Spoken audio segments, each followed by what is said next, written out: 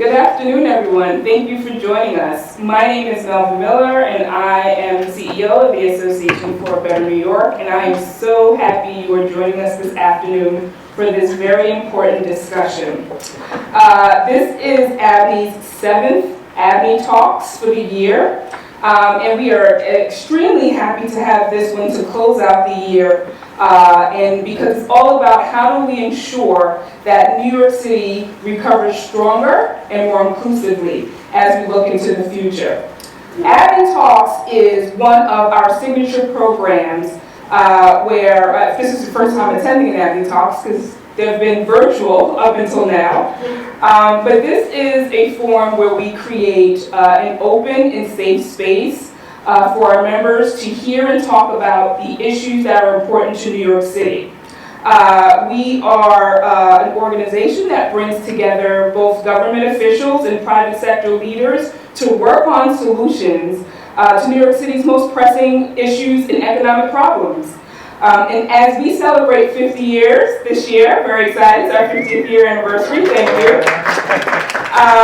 Today's ABNY Talks is just one example of really how we work with our partners in the public and private sectors to make sure that New York City continues to grow. Now, many of you know we were born out of the fiscal crisis in the 1970s, and we were really created to provide something that the city desperately needed, a forum for its diverse voices to listen to one another with respect, sincere curiosity, and empathy, because ultimately everyone has the same priority, right? We want to make sure that New York City is moving forward and give it what's required to move forward in a way that benefits us all. And throughout the years, we've really continued this tradition, taking action directly to advocate for the better future of all New Yorkers. Once again, current events have made ABNY's role here in this city even more urgent, serving as a place to convene and an environment where our members and the public can reach across the aisles and experiences and really plan in the face of crisis and have important and necessary conversations. So today, we're extremely proud to partner with New York University's Wagner School of Public Service to present to our membership and the public their New York City 2025 initiative and really discuss the policy proposals and really that was created to serve as a resource for the next mayor and the next city council on moving the city beyond the pandemic era. As an advisory committee member, it was really exciting and it was really an honor for me to really experience this firsthand and really watch the process unfold to see how this initiative really has brought together experts from different issue areas, hold ongoing conversations, and really explore research on a range of public issues and policy areas that really focus on ways New York City can move effectively towards becoming a stronger, fairer, more inclusive and equitable, and racially just city than it was before the pandemic. It has truly been a rewarding experience for me, especially as we all work together to help to make sure that New York City recovers and become better for all New Yorkers. So before we get into today's discussion, my job is to introduce our moderator, Martha E. Stark, a clinical professor in public service and director of management specialization at the Robert F. Wagner Graduate School of Public Service, and she has had this role from 2017. However, many of us know her from her impressive career as a top tax policy expert, as an attorney, and a dedicated public servant. She served as a commissioner of the New York City Department of Finance, the 2,400-person tax agency. I'm sure you all are associated with that Department of Finance. But they're really responsible for collecting at that time, $22 billion in revenues to really fund our city services, right? Including education and police and fire, sanitation, the services that we rely on every day. And that's not the most impressive thing about her resume. She is the policy director of a coalition of groups that has sued New York State and City, claiming that the property tax structure violates the Constitution, and various tax laws. Boy, do we need that, right? As a property owner, thank you.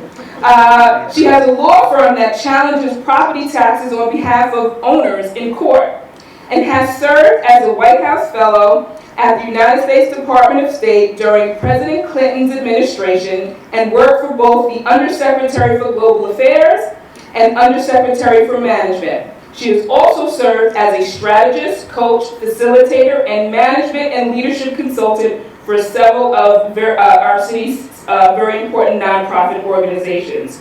So it is my pleasure to introduce and welcome Martha E. Stark to the podium. Thanks, Martha.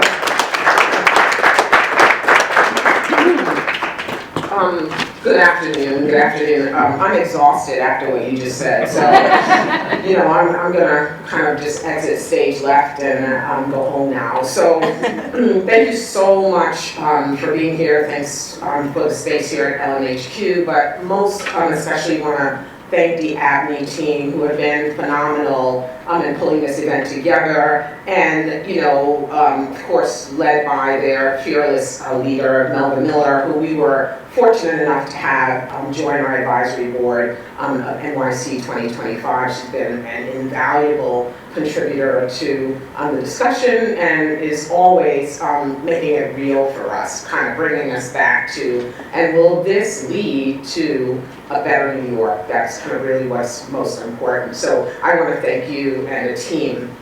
My role here is certainly to facilitate a conversation with these three kind of incredible presenters and speakers. And so what I thought I would do at the outset is two things. One, just Melba did such a fantastic job describing NYC 2025, but I'll just say a minute or two about NYC 2025 and what got us kind of interested in doing this project. I will briefly introduce my friends here. I can actually call them friends because I've known each and every one of them for more years, not yet as old as ABNY is, but for a substantial number of years. It's getting close though, I'll tell you that much. So New York University thinks of itself as, of course, a university in a city. I am proud to say, I call it a trifecta for NYU. I actually went to NYU as an undergrad, went to the law school, and then now I'm back teaching at Wagner.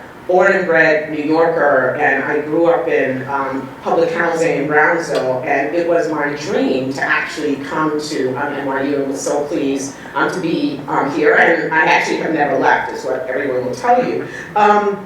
We think of ourselves as a place where we attract a diverse group of people, all focused around a common purpose, basically a purpose that's bigger than individual needs. That magic will actually happen, that magic will happen. And this project is born out of that passion. So we felt it was critical that we build a New York City that's stronger, fairer, and more inclusive. That's why we launched this project. And it's a long-term vision for an equitable, prosperous, and economically dynamic city. And we kind of organized some of these papers around kind of four key themes. Thinking about increasing the flexibility with which New York City responds to change, figuring out how to prioritize inclusivity and equality in the city's economic growth, restoring and boosting how the city can improve the quality of life for New Yorkers, and finding kind of the most efficient use possible of the city budget and recognizing all of that sort of stuff. And so really kind of pleased to have these three panelists here. Let me start with Jennifer Jones-Austin, who, if you do not know, you absolutely should know because she's everywhere. I just told her that if she learned how to say no to something, I would follow her lead. But that's true of you too, Noah, so I don't know why you're laughing over there.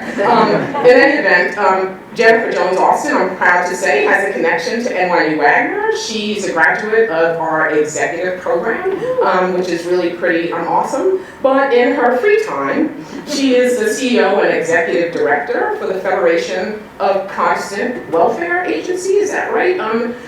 She has devoted her career to fighting for equal opportunity for everybody. She has a keen focus on dismantling systemic barriers for people of color, women, and children. She's a fourth-generation leader of faith and social justice, an anti-poverty policy and advocacy nonprofit at FPWA, 170 member organizations. And her work is centered on economic opportunity and upward mobility. And if you wanted to ever hear her talk about her inspiration that she got from her dad, it's just absolutely incredible to listen to, and it just drives her sort of through everything she does. And it is clear that she has a reason to sort of be here, because after having had a difficult time health-wise, she is back and she is vibrant and she is everywhere, and it's just really a pleasure to be around her. There's so much more that I could say about her. Now, you guys thought it was impressive that I led the city's finance agency, the New York City Tax Agency, with 2,400 people. Well, now meet Andrew Eristoff, whose family has roots here in New York. His dad served on the board, chairman of the board of Phipps Houses for a number of years. He has headed 3 tax agencies. He headed the New York City Department of Finance. He was my predecessor there. He then went on to head the New York State Tax Department of Finance. And then he thought, you know, okay, New York's cool, but let me go over to New Jersey, and headed the New Jersey Tax Department as well. He's currently a private investor, consultant, opinion contributor. Every morning I wake up and I'm really surprised if I don't have an email from Andrew telling me about some kind of thing that he's found from a tax policy or other sort of perspective. I should just sort of say, he actually was the longest serving treasurer, which is what it's called in New Jersey, in almost 40 years. And he served for 5 sort of years there. I kind of wax eloquent a bit about his resume as a tax administrator, but important to know that he was elected 3 times to the New York City Council, representing Manhattan from 1993 to 1999, and served as legislative counsel in the state Senate as well. So he actually has tentacles everywhere. He knows how the council works, or at least used to work. Anyway, he knows how the council works, he knows how the state Senate works, and he certainly knows a lot about tax policy. Jerry Salama, I've also known for a number of years, going way back, but he and I co-authored, or I should say, worked together on a book on housing construction costs, and it was a pleasure to work with him on that sort of a publication that later got updated. What I can tell you about Jerry is that he loves housing. He absolutely loves housing. I had dinner with him the other day and he was just like, I just love housing. People ask me to do X. I'm like, no, I really love housing. And it comes through in everything that he does. He develops and manages affordable commercial and residential projects in Harlem, including having got rehabilitated occupied low-income housing with tax credits, new construction, middle-income home ownership, and rental housing.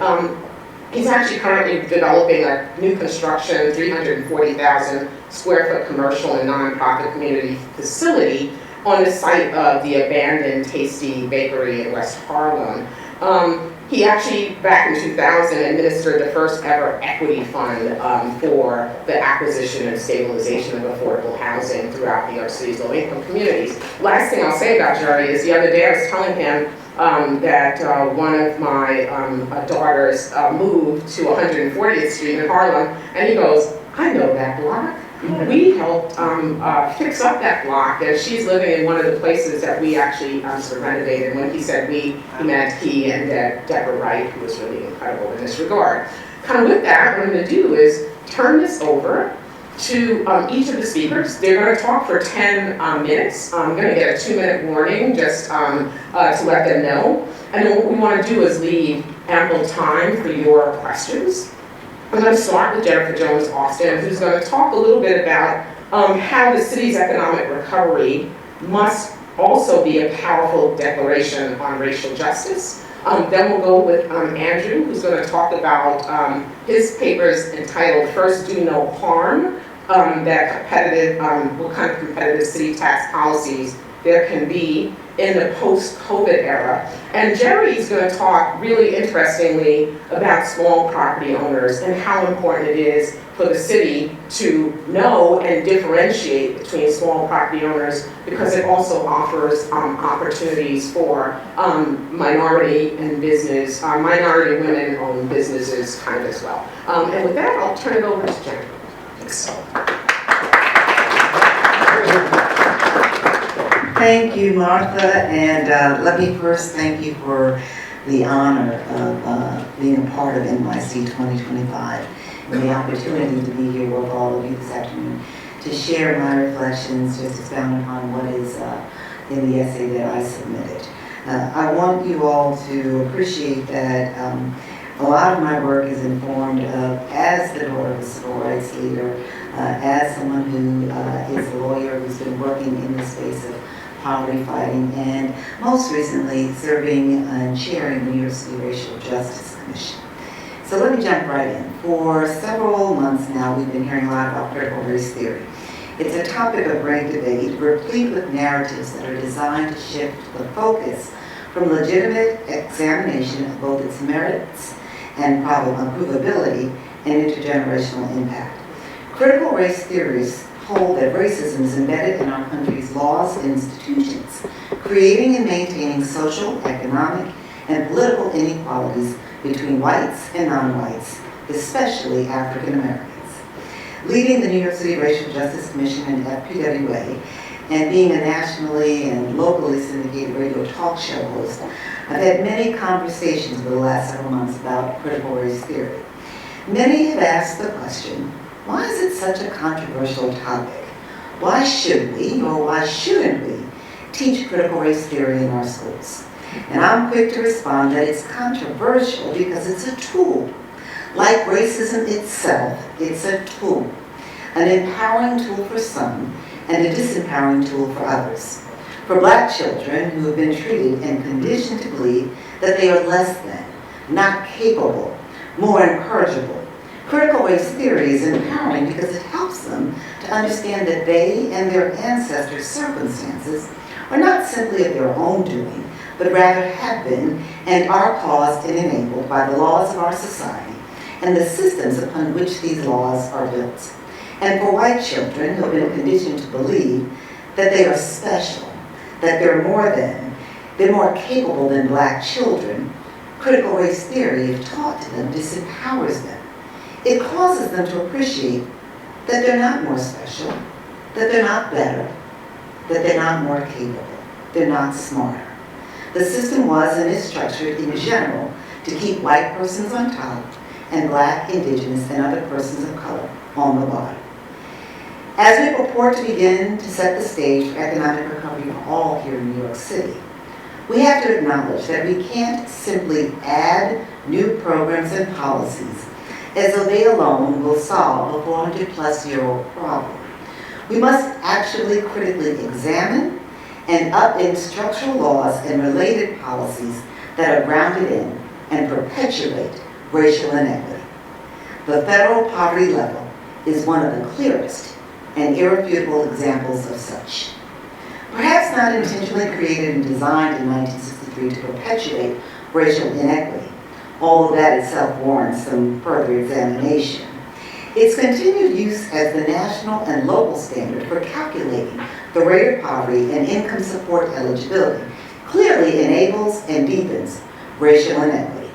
We're all aware, some of us intimately and painfully aware of the disparate impact of COVID on people and communities of color, from the devastating loss of so many lives to the greater loss and slower recovery of lower wage jobs for persons of color, especially women of color.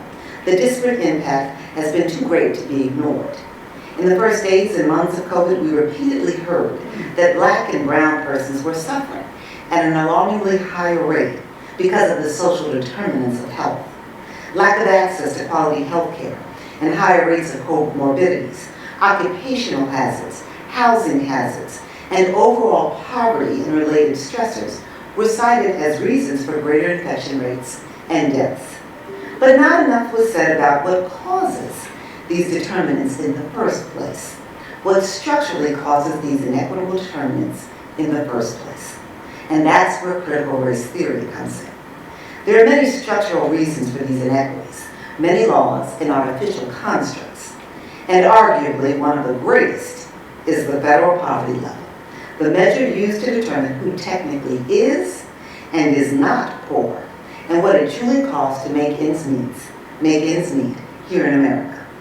Even though it is well established that the federal poverty level as a standard and guideline is outdated because it measures deprivation rather than stability, is calculated using household food costs as the biggest cost when housing is increasingly the greatest expense, and is indifferent and insensitive to geographical location and widely varying costs for basic household expenses. It still is the nation's and the city's official measure. But why? Why is the federal poverty measure the official measure for establishing who in America is without the resources needed to make ends meet? Why?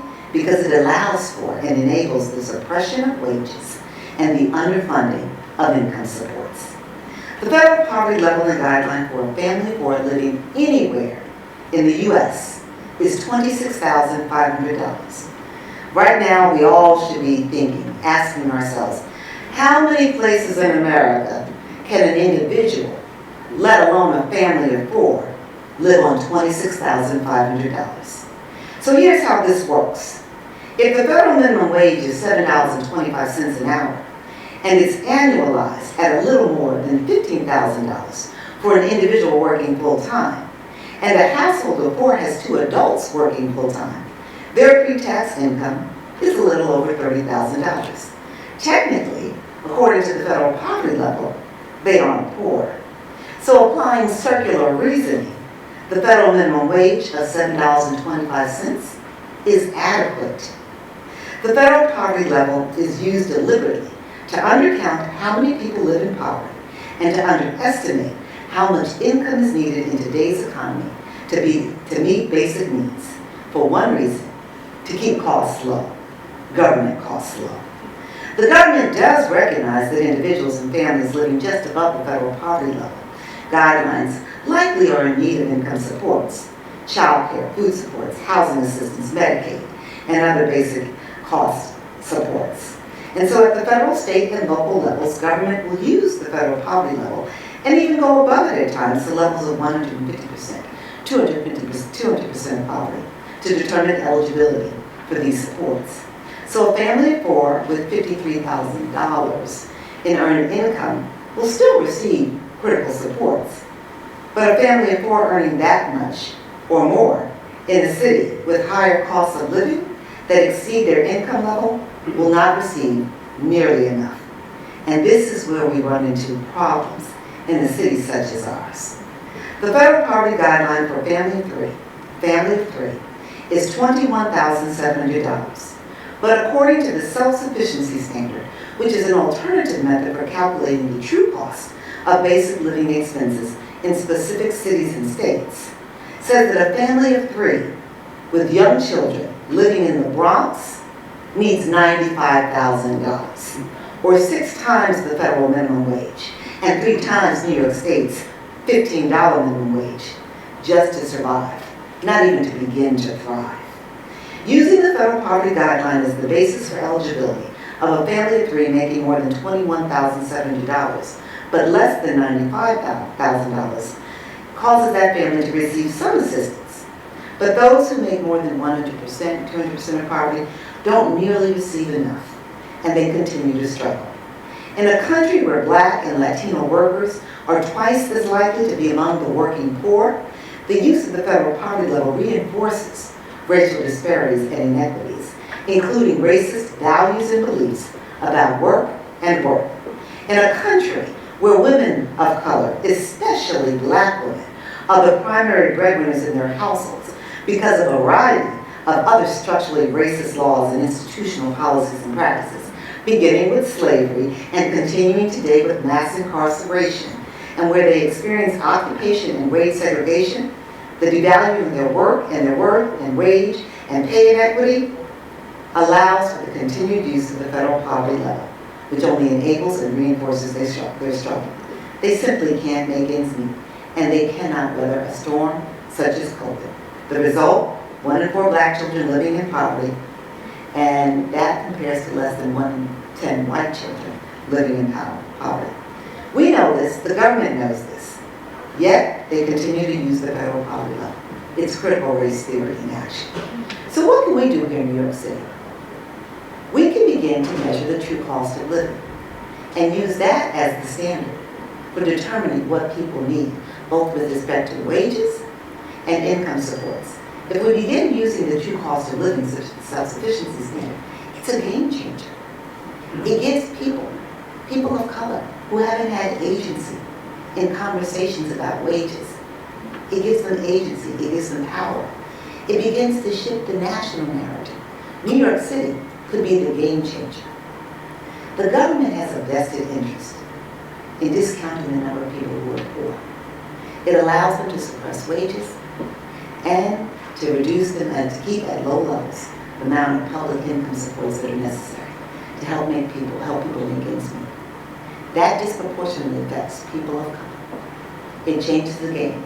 It doesn't allow for meeting basic needs, and it also doesn't allow for wealth building. We can begin, if we truly want, to ensure a true recovery for everybody by calling out this lie, debunking it, and centering wages and income supports on the true cost of living.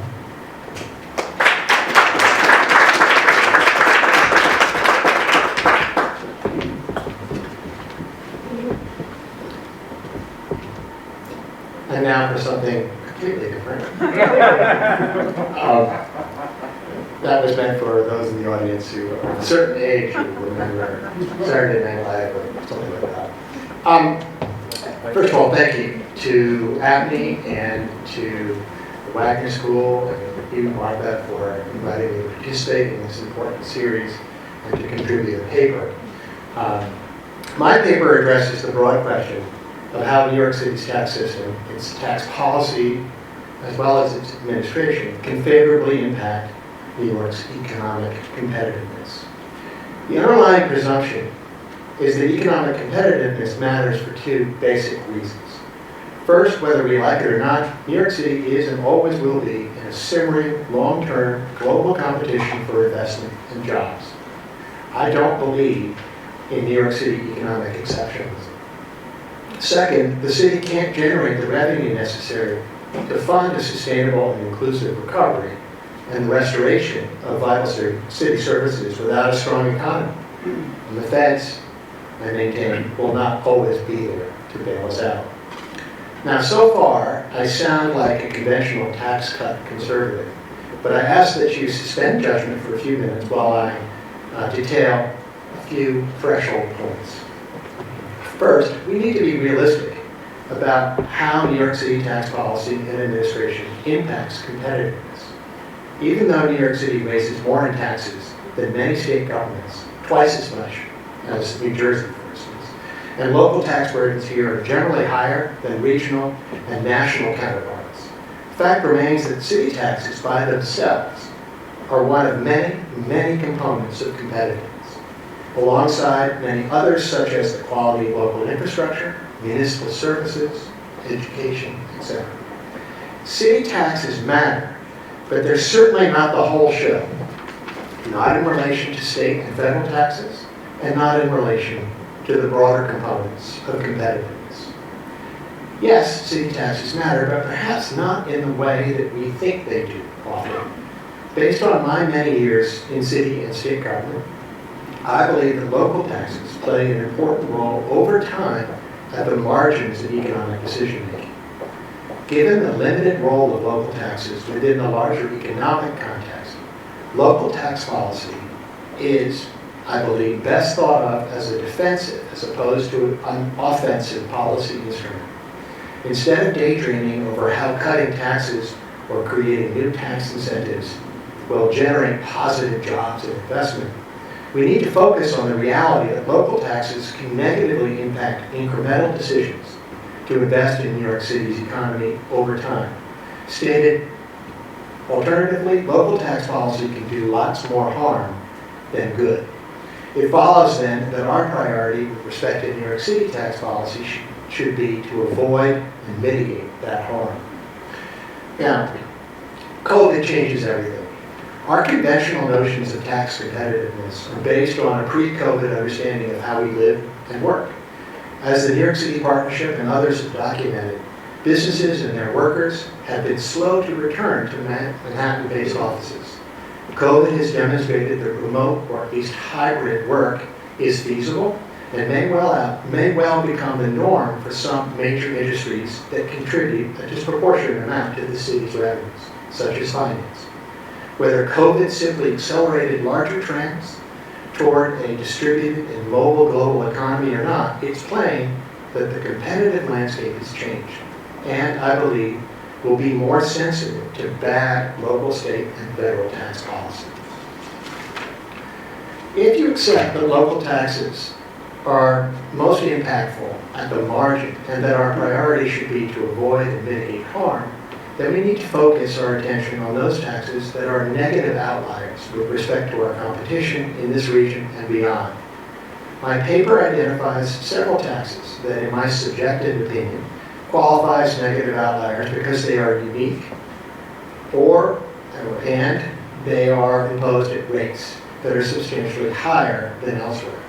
These would include the commercial rent tax, the corporate income tax, the unincorporated business tax, the personal income tax, the real property transfer tax, the sales and use tax, and the utility tax. The message is simple. City policymakers should think twice when considering whether to raise these taxes further. Conversely, my paper also identifies a handful of taxes that are not negative outliers, and thus may be amenable to adjustment without hurting New York City's competitive position. These include the hotel occupancy tax and the mortgage recording tax. Now, don't get me wrong, I'm not advocating tax increases, but if the city seeks extra tax revenue, there are some less harmful options. Finally, my paper offers a compilation of various ideas for legal and administrative changes to streamline city tax administration and reduce the burden on taxpayers. Of course, these changes will require collaboration with the state, which can't be taken as a given. But I think they're important to pursue because, again, over time, these burdens can play an inordinate role in let's put it this way, making New York City less uncompetitive would be the right way to phrase it. So with that, let me once again thank you for inviting me to participate. I will look forward to the question and answer session. Thank you.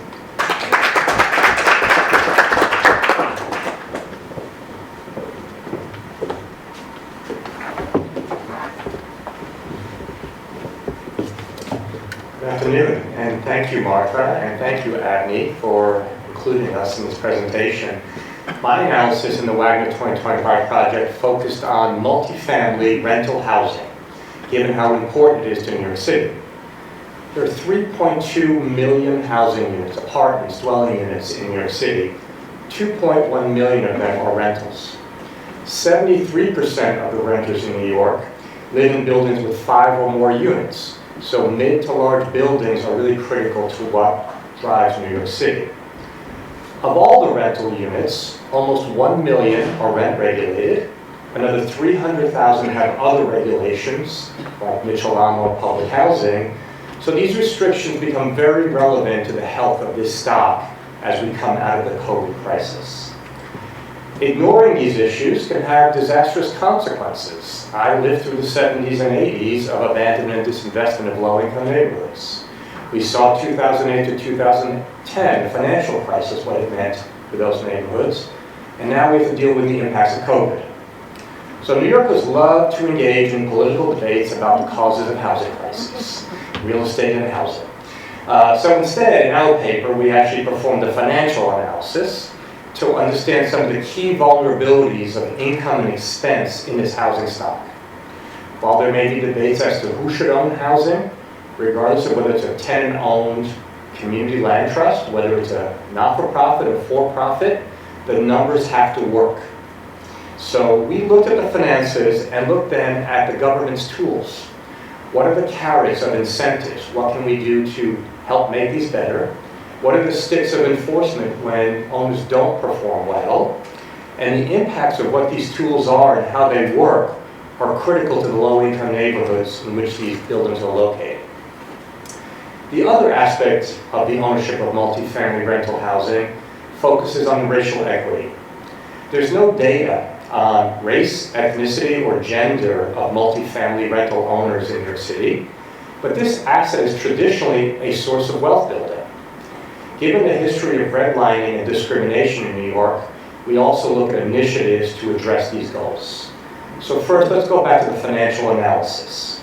We created a very simple pro forma looking at data from the Rent Guidelines Board. They collect through surveys every year income and expenses from owners throughout the city for multifamily rental housing. The data is available by borough and subborough, so we focused and picked 3 areas that were very vulnerable in past crises: Upper Manhattan, Harlem/Washington Heights, Brooklyn, and the Bronx. And we looked at the average income and average expenses, knowing that the average misses the issues faced by the most vulnerable buildings. Usually buildings in low-income neighborhoods with lower rent rolls, higher expenses from older capital conditions, and maybe those that have more expensive financing is all they could get in those buildings. So the focus was on our financial impacts prior to COVID to create a baseline, to really see how we were doing before we could analyze the impacts of COVID. So the income pre-pandemic in the rent-stabilized, rent-regulated stock is affected by 2 major issues. The first is at the state level. 2019, the state passed the Housing Stability and Tenant Protection Act. That act, in the name of tenant protection, removed vacancy decontrol, vacancy allowances on re-rentals, the ability to remove preference rent during a tenant's tenure, and severely restricted income from major capital improvements, investment made by an owner in a building. At the city level, what rents can be charged every year is set by the Rent Guidelines Board. And in the last 4 out of 7 years, the income permitted, the rent increase has been 0. So that's the income side. We looked at then the operating expenses. Operating expenses, you could do an analysis of every line item from labor to utilities to repairs. And we just focused on 3 major areas that have had recent significant impacts on operating costs. So first were the new regulations imposed on multifamily rental owners. So every single one of these have valid health and safety reasons why we should impose these regulations. But there was also no funding to make these upgrades. So these are just unfunded mandates, which in Midtown and market areas, I really don't care. I'm not worried about those people. They'll pass it through. I'm worried about it in rent-regulated, low-income neighborhoods. So we documented 11 different regulations imposed in the last 5 years, and they're detailed in the paper. Second, as Andrew said, do no harm in taxes. Real estate taxes do harm in low-income neighborhoods, and they've been a perennial issue, and there have been blue ribbon commissions since Stanley Grayson in 1993, and no changes have ever been made to change how this thing is administered. The main issue from the very detailed distilled portion is that the tax burden paid by multifamily rental properties has increased from 24% of market value in 1989 to 37% in 2017. How can you correct this? You have to increase taxes on other classes of real estate, mostly 1 to 3 family home ownership.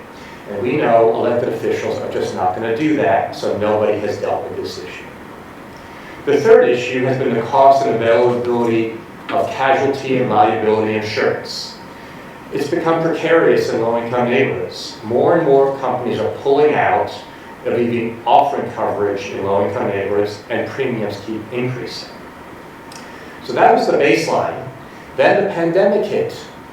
We all know, obviously, tenants lost jobs, lost incomes, and aren't able to pay rent. NYU did a very conservative estimate, and they figured a loss of 7% of rental income in the housing. That doesn't count losses of commercial income from retail stores that shut down during the same pandemic. It doesn't include any additional costs of cleaning or maintenance during COVID to maintain safety. While building owners might have dealt with this loss of income by just cutting temporarily expenses, those expenses don't go away. The mortgages, the taxes, the insurance have to be paid when they lose their buildings. So slowly this is coming back, but the largest salvation will be what we know is the Emergency Rental Assistance Program, what was announced by the state, what was passed in programs. We've all read about the missteps and how those programs were administered, and that actually tenants had to cooperate, and if they didn't, owners could not apply to get those funding. Governor Hochul recently changed that, and now landlords are rushing to apply, only to find out they've run out of money. And so whether this will get shaken out and how COVID will evolve will depend on whether it can be and will be refunded. The Times ran an interesting story yesterday of the hardships and profiles of both tenants and landlords in the Bronx and how COVID is affecting those income. And so finally, we were asked also to look at the racial equity as it relates to ownership of multifamily rental housing in New York. In case there's any doubt, discrimination is alive and well in New York, as we saw recently in the PPP program, the Payroll Protection Program, and where small minority and women-owned businesses were at a disadvantage from accessing those funds because it required strong banking relationships. That disadvantage is still true as it relates to all MWBEs accessing loans, equity, or other sources of investment for ownership of real estate. The city has had some smaller programs to increase participation for MWBEs, but that's only in the case where the city owns the property and has been able to redirect resources to those buildings. The competition really for ownership in this area is in the private market. So this leads to the recommendations, which I'm going to just summarize since I got my 2-minute warning. You can see them in more detail. First, general housing policy. Our elected officials need to welcome all good owners of housing. They need to enforce sanctions against bad owners. And this may sound simple, but it's not been the political climate in the last few years in how New York treats rental housing owners. There needs to be an early warning system about all owners that are in trouble with real assistance for tenants, landlords, and this should be based on an objective financial analysis, and we give examples of how this works. Second, there are multiple agendas on regulation reform, from revisiting the rent regulations that negate income, to reforming real estate tax system, to regulating insurance companies, and then to funding unfunded mandates. And then third, pandemic relief. It really is about more money. There has to be money to protect tenants and landlords, because when the eviction moratorium is lifted, at some point, there will be a crisis in New York unless we deal with the restructuring finances. And finally, if we're going to talk about real MWBE assistance programs, we need it for existing and potential owners that go beyond just the sphere of city-owned property. There are many, very belatedly, as in relation to BLM, private initiatives, bank and investment companies now starting these programs, and the city ought to look on how to piggyback where they can be helpful to focus on New York in these initiatives and how we advance those better ownership of MWBs. So thank you, and happy to answer questions as well.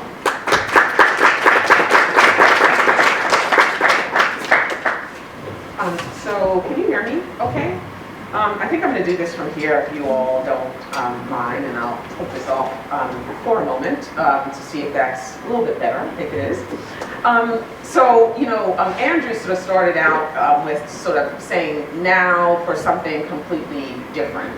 But actually, there's a thread that's throughout these sort of 3 papers. I'm going to just sort of say, it seems that the numbers matter, right? The numbers matter, and how one defines the numbers matter. So, you know, whether it's like honestly saying, here's what the story tells, to sort of thinking through how much do we need and the like. So what I thought it would be really helpful for you all to sort of talk about, because it might appear disparate, is how can we do everything that you all, not everything, maybe even just 2 things that you recommended in your paper. Like practically speaking, if the mayor-elect and the council-elect were to adopt, what are the things that they should do, and can they reconcile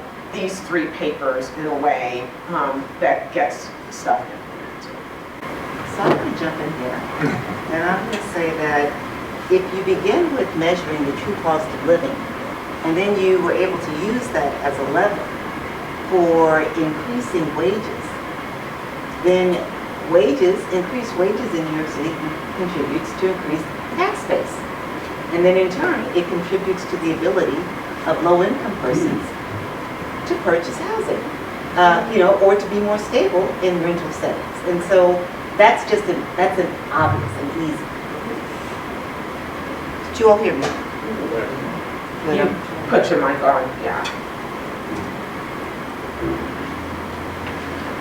So, I mean, the thrust of my paper is captured in its title, which is first do no harm. So I'm having trouble answering the question directly by saying, the first thing you could do is not do more of what you shouldn't be doing.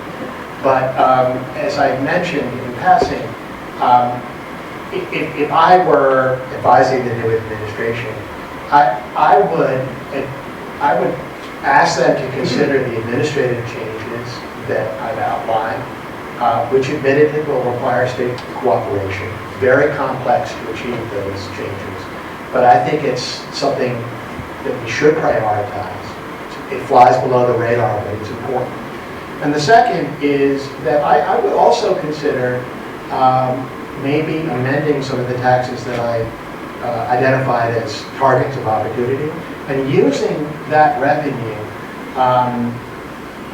to buy a little bit more flexibility and rationality elsewhere in the city's tax rate. So I mentioned at one point, the extension of the mortgage recording tax to co-op purchases. Now, that would be controversial, but if you did it, it might allow you to reduce the overall mortgage recording tax rates, right? Because you'd be applying a lower tax to a wider base, same revenue, broader base. And I think that if you took a really close look at it, you'd see some interesting distributional impacts in doing so across different communities. I was going to take Andrew's tax reform and use his money for housing. Money matters, numbers matter, as Martha said. And so my first advice, honestly, is there's been a real political negativity towards owners in the city in the last several years. And I'm heartened by the new governor and the new mayor, who seem to understand there's a broader way to create a pot of money and a way to create prosperity and then figure out how to redistribute it fairly. And to look at the numbers, and look at the numbers in low-income neighborhoods where the impacts are a lot more severe than the attacks on the market rate folks who are doing perfectly fine and we don't worry about them. But the same rules are applying in the Bronx where the numbers don't work. And so I'm not, calling a clarion call that there's going to be abandonment, but there's going to be bad treatment of housing and tenants because the numbers don't work. And so we have to focus on these low-income neighborhoods and look at really, with a very clear eye, without no political agenda, how to fix these programs. So, and numbers matter, attitude matters, right? Yes. Sort of projecting that this is important, and the importance that different, housing otherwise plays in the discussion. Go ahead, Andrew. This is a little bit beyond my brief, but I might as well throw it out there. I'm intellectually intrigued by the idea of a universal basic income, even here at a municipal level. But it comes with a catch. I would like to replace a lot of the existing government programs we have with a UBI, which I believe would be simpler to administer, lead to less administrative and bureaucratic waste. But also it addresses the fundamental problem that underlies housing and many other things, which is that people don't have enough money, right? So if that's the issue, you could, it sounds simplistic, just give them more money without, tangling yourself up in a thicket of, rules and and administration. But, it's outside my immediate area of expertise, and I would be curious as to how it can be done in a practical sense at a municipal level. But it should be part of the conversation.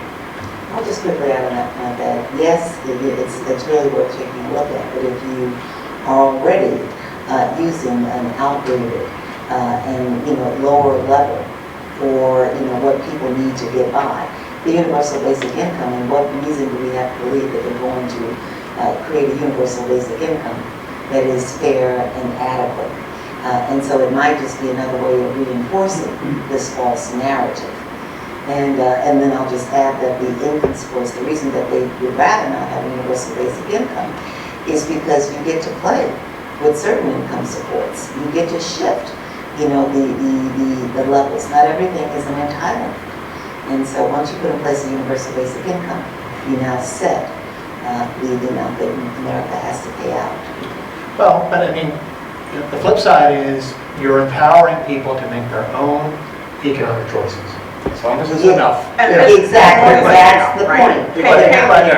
Pay people enough to take the issue of money off the table, right? Exactly. So that you can figure out what those sort of numbers are, and it might start with your sustainability level. If we're talking at that level, and then asking ourselves, are there ways in which we can roll in all of the current supports to help fund it? And perhaps, I shouldn't say this out loud, but change the size of government kind of as well as we're thinking about this. It might be a mechanism for funding. And if I may just quickly, the reason that I began by talking about critical race theory is because we have to appreciate that if we don't look at the underlying reasons for why we have these inequities, in tax, in real estate, in wages, and the like, if we don't look at why we fundamentally have these inequities to begin with, then we're continually kind of adding to the problem. We're putting in place policies and solutions without essentially addressing the underlying problem. I'm going to turn to the audience because it looks like we have about 5 or so minutes left, 5 minutes. So, yes, sir. I want to ask the first speaker a question.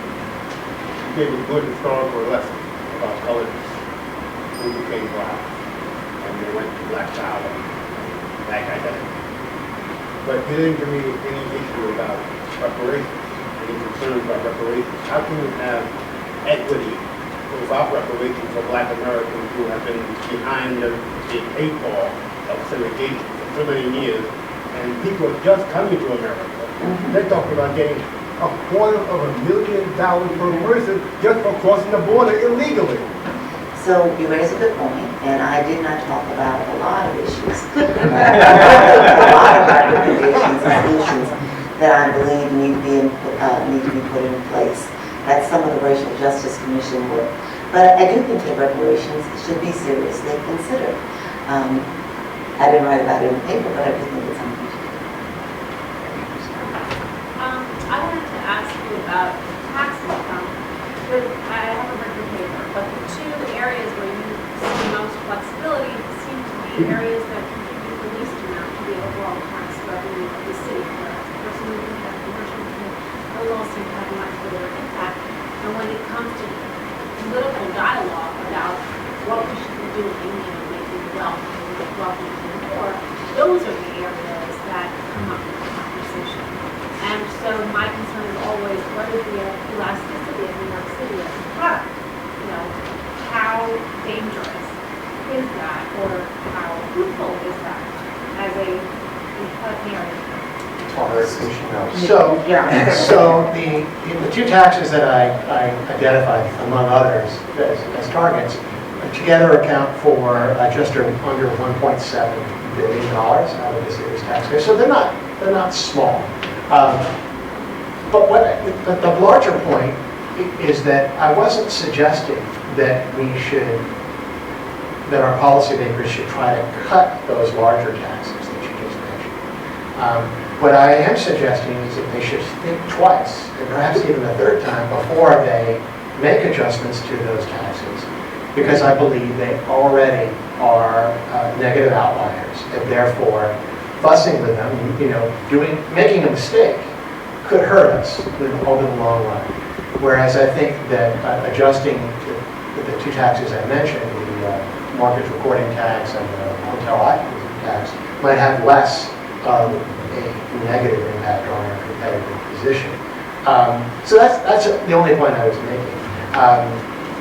I forget, was there another part of the question? So I think what you're basically saying is that we should proceed very carefully with conversations about raising taxes. Absolutely, I do, but I also try to convey in my paper a sense that we need to be realistic about what tax policy means in our particular competitive context. And again, I think tax policy can do much more harm than it can do good, which I think is a little bit out of sync with conventional thinking. And just, we can have 10 more minutes, so we're going to keep going, so this is pretty cool. I'm very excited about that thing. The property tax is a tax that the city has the most control over in terms of the amount that they raise, as well as how they administer it. And I do think that, some of Jerry's issues on the rental housing side could actually be addressed by the city without some legislation. Just sort of thinking about it from a fairness perspective, the notion that you're paying 37% of your gross income in taxes is phenomenal. That means 37% of people's rent is going to property taxes, make no mistake about it, especially for those people who are operating right at this income expense side of it. And I had a mentor who used to say to me, if the city's taxes are more than 25% of gross, that means the city is a partner in your business. It's absolutely confiscatory and should not be sort of tolerated. So in any event, there are some things that the city can do on its own, and my paper, which is likely to come out in the next 2 or 3 weeks, makes an argument for what the city can do on the property tax without legislation and without our litigation. The litigation is still necessary and legislation is still necessary, but there are some things that the city can do on its own and should be taking those actions. Let's see, I see over on the right, and then I'm going to come to sort of Marcin. I see this young lady in front of Marcin, and then a gentleman in the back, young man, I should say. Marcin is my student, so that's why they say his name. Yeah, in the back. Hi. Not really a question, just more so like Hi. Not really a question. I don't think it's on.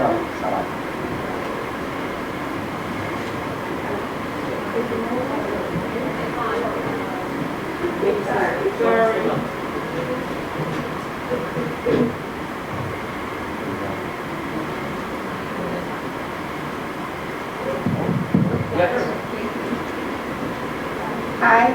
Not really a question, just more so maybe something for everyone to think about. I feel like it needs to start from the top and work its way down. Most of the minorities are paying a large chunk of our taxes in general. And also coming from low-income housing, it's not really low income these days. The rent is pretty high.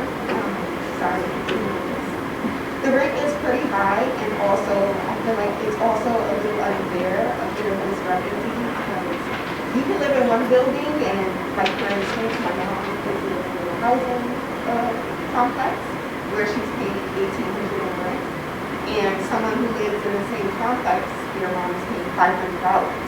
So things like that is a wash. I feel like that's something we need to address and figure out a balance there.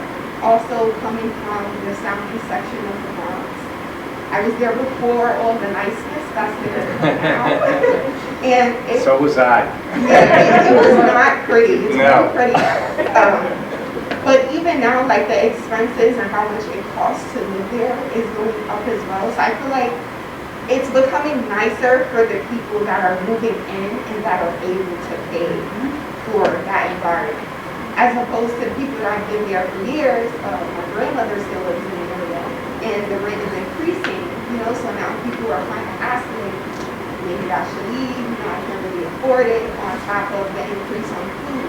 and things of that nature. Yeah, it's interesting as you talk, I'm reminded and helping to appreciate whether your research picked this up or looked at this.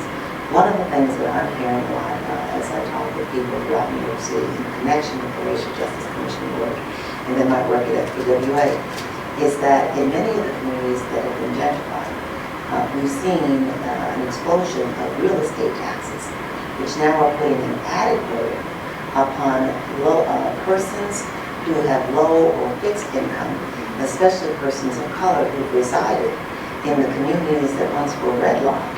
And they cannot afford on fixed income to pay the real estate taxes. And so they are being forced to sell their homes, and sometimes they're selling at prices below what they could get because they're forced, they're anxious. That's, yet another example of what you're talking about. Yeah, so the city's property taxes have increased by leaps and bounds over the last 8 years and even more. Again, there are some things the city itself can do about that, but it would mean curbing their enthusiasm for income on some level, right? So the rest of the state, you can't increase, the amount you raise for property taxes more than 2% a year. The city's been increasing at 6.5% a year from the start. The only year that we've had a decline is this last year. And so sort of thinking about also how to, again, curb their enthusiasm about the growth in the property tax and basing that on changes in assessments it's really kind of key. It's important to get the assessments right and make sure that they're relative to each other, right? Your taxes shouldn't be more than Andrew's as a percent of your value, nor higher than Jerry's.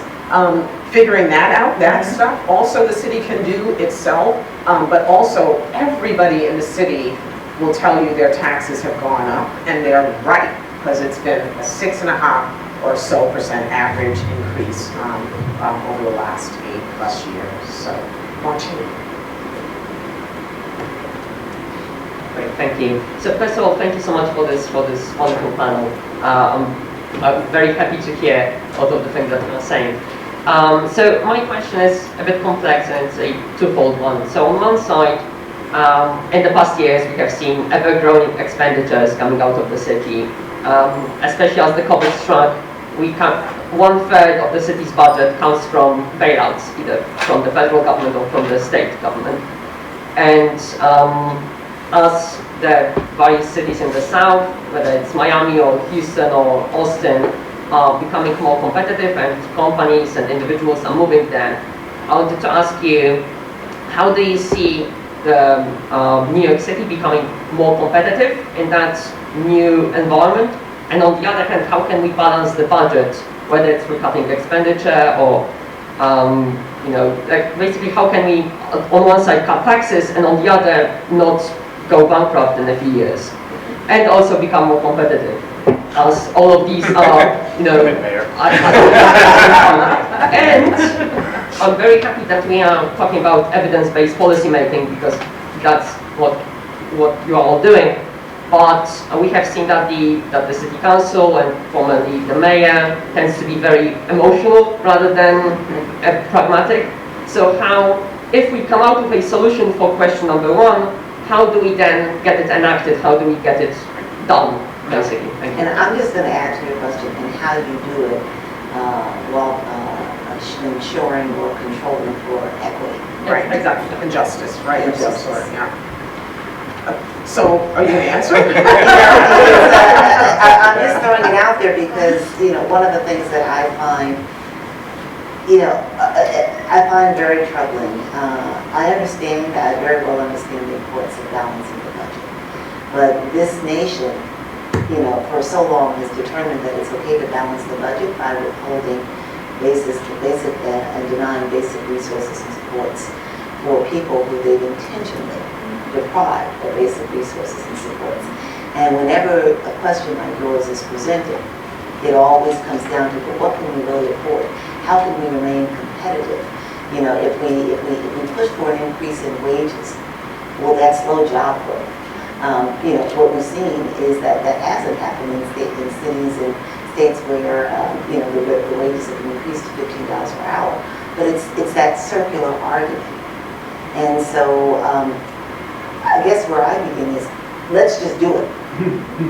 and then address the issues. Now, of course, my dad used to say, good leaders control for the consequences they intend.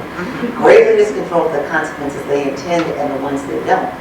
But we've already seen through many studies that by depriving people of basic wages and adequate wages and resources, we've actually deprived the economy of significant growth. They said they weren't touching it, so are you thinking about touching it? Well, no, I'm going to have to think aloud a little bit on the fly, which is always dangerous.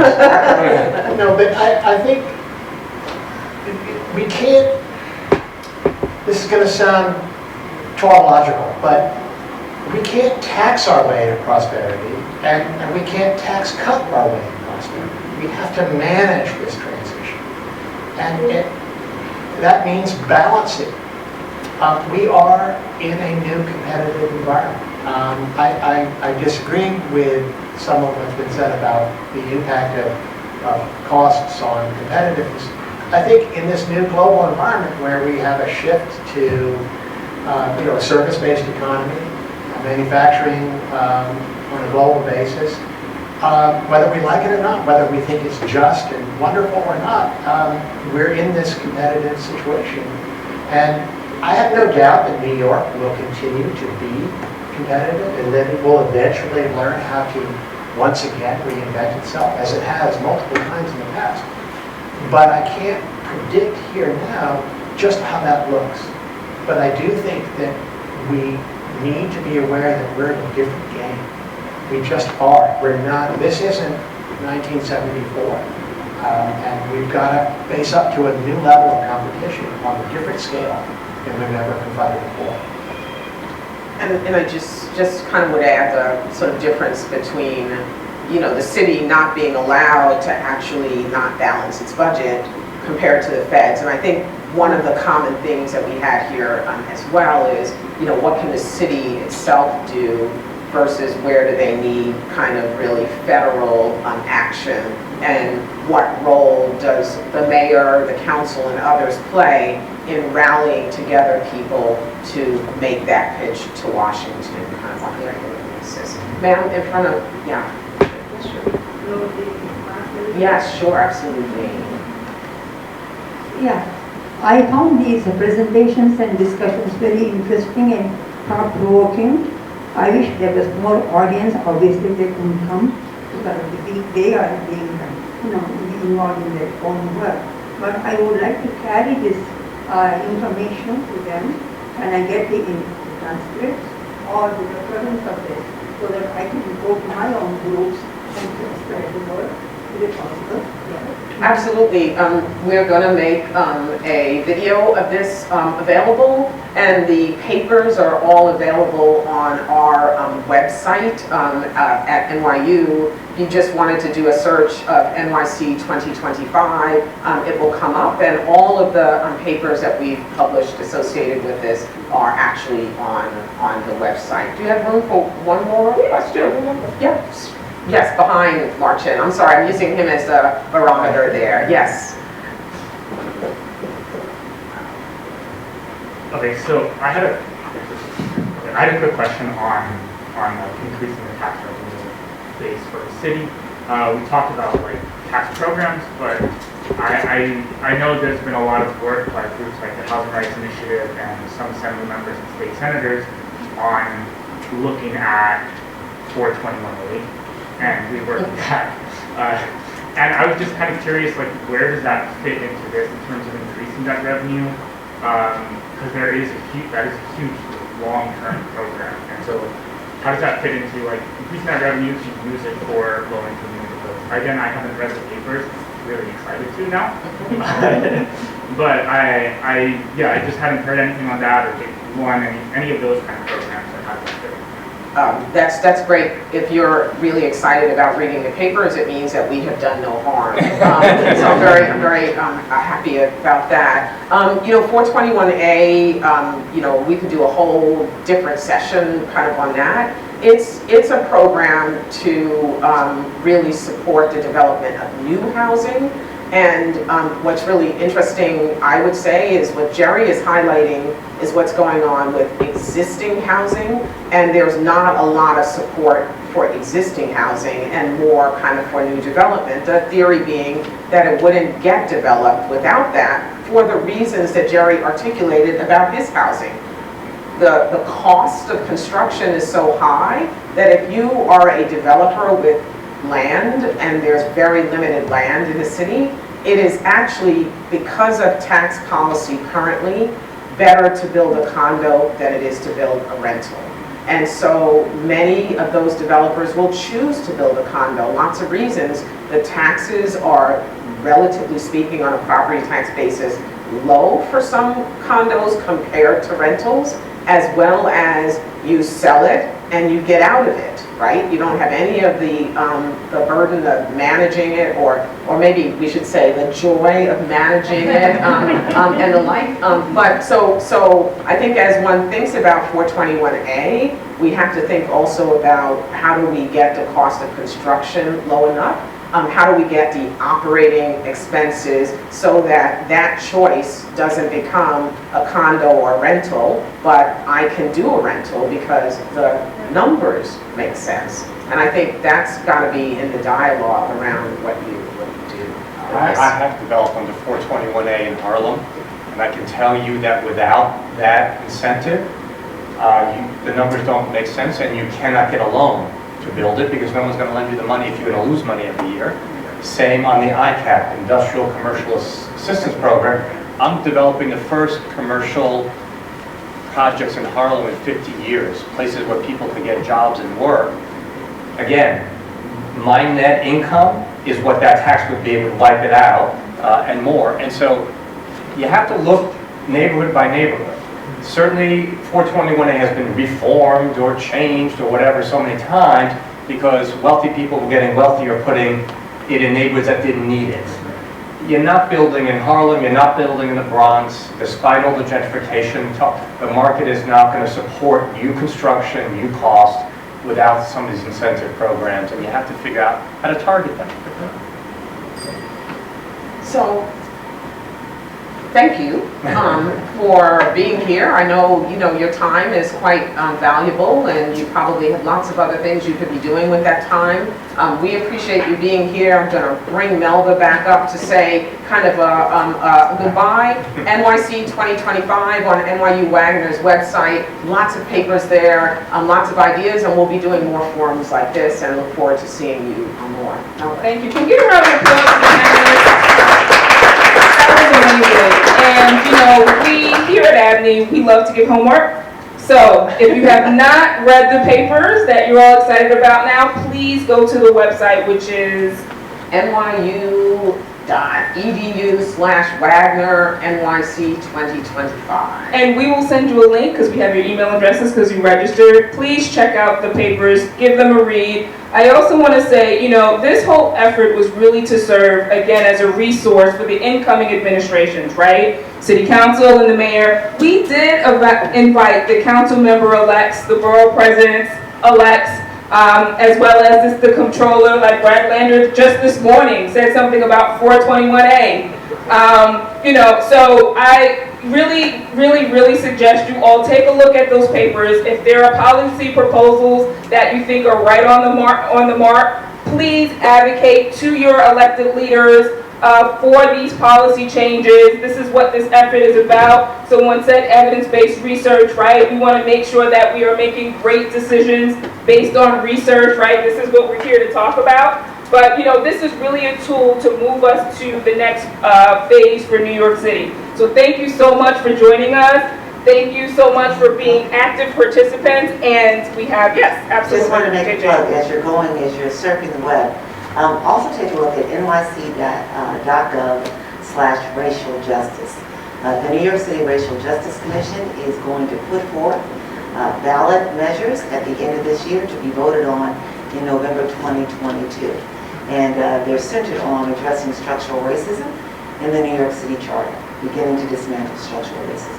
Take a look. Great. Thank you. So that was the research. And that was homework. Thank you, everyone.